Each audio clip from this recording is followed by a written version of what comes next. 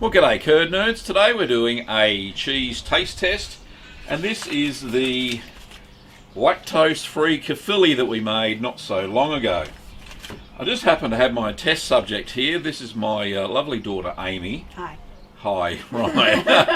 And Amy just happens to be lactose intolerant. So who better to test the cheese on than Amy, my lovely daughter. Alright, so let's crack into it. So this was ready on the 29th of November, the normal 3 weeks for Caerphilly. And let's open up the vacuum packing and see what happens. Oh, that's interesting. There we go. Well, flies. Wouldn't be Australia if there wasn't flies. Smells cheesy. Right, we won't put that over there. Alright, so the paste looks about the same firmness as normal Caerphilly. The only problem is, because I vacuum packed it, we didn't get a rind form on it like you would normally get with Caerphilly. So the whole cheese is quite soft. And we'll just cut inside. There's no real defects, it's only squished down. A little bit of, looks like some bubbles or something on the other side, but I'll do a close up of that later. Certainly smells cheesy. Just cut into it here. It's actually got a little bit of eye development. I don't know where that's come from.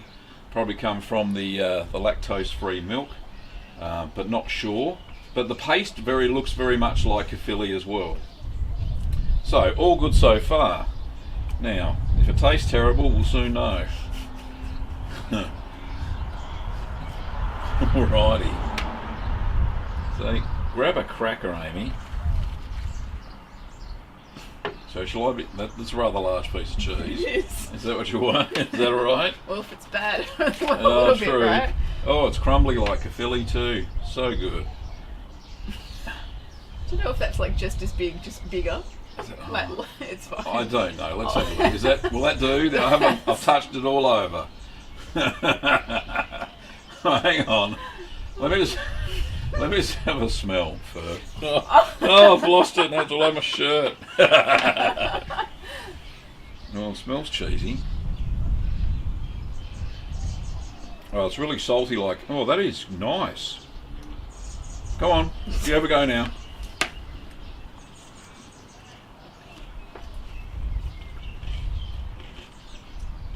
Got a bit sharp in it.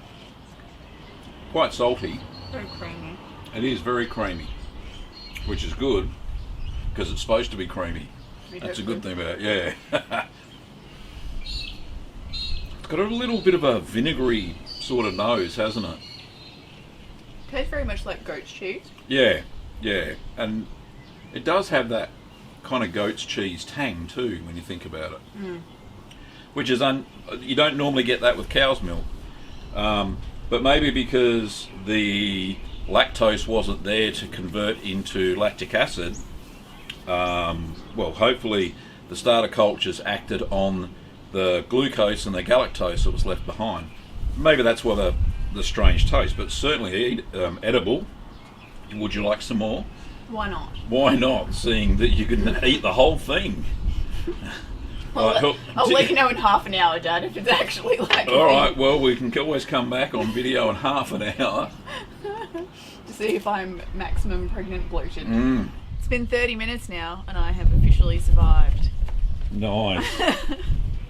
We're using a rice cracker as well, because well, you're celiac as well.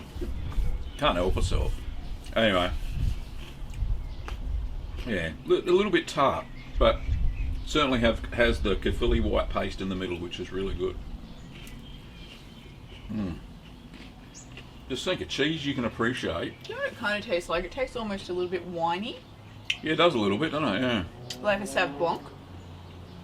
Yeah, it does. It'd go well with a Sauv Blanc. Do you have a Sauv Blanc? No. No, unfortunately not. That would be good, wouldn't it? Wine, thyme and cheese. Wine, thyme and cheese with Gavin Amy. Yeah. That'd be so good. Anyway, so your thoughts on the cheese? I really like it. Don't forget to look at the camera. Sorry. Hello. I really like it. Yeah, it's really creamy, very coated cheese-ish, but with this weird Sauv Blanc undertone. Would match Sauv Blanc perfectly, I Yes, think. I think so too. It's very Moorish, isn't it? Yeah. And fairly salty. But you didn't see how I made it. Don't know if I'd say it was super salty though. No, but it's more salty than you would say a cheddar. So, because what you do when you press it, every time you take it out of the press, you put salt all over it, and then flip it over and then repress it, and you do that about 3 times. It has more salt than you would normally mill through. So, but normally, well, it was starting to grow mould and all sorts of funky stuff. So I put it into the vac packing. Normally you'd allow a natural rind, so you have a thick rind about 1/2 centimetre around it. But and that actually adds. You can see there's a little bit full, so I had about a week of the 3 weeks. That's why it's yellow around there. It's very hard to tell on camera. I'll get a close-up shot in a second anyway. So yeah, I reckon probably could have done with a little bit more salt. It's not as salty as normally I would have a Caerphilly. Very creamy on the inside. If I had let the natural rind go, you would have got that nice paste as well. But certainly lovely, delicious little cheese. So just goes to show that even the home cheesemaker can make cheese with lactose-free milk. So give it a go. If you don't like Caerphilly, choose your favourite go-to recipe and see what happens, see what sort of variations happen. Anyway, thanks for watching, Curd Nerds. I appreciate you joining Amy and myself for this cheese taste test. And don't forget that you can buy the kits and supplies over at littlegreenworkshops.com.au. Also, please give the video a thumbs up if you like it. Give it a thumbs down if you didn't. But thumbs up's good. And don't forget you can also subscribe to get cheesy content every couple of times a week. Thanks for watching, Curd Nerds, and I'll see you next time.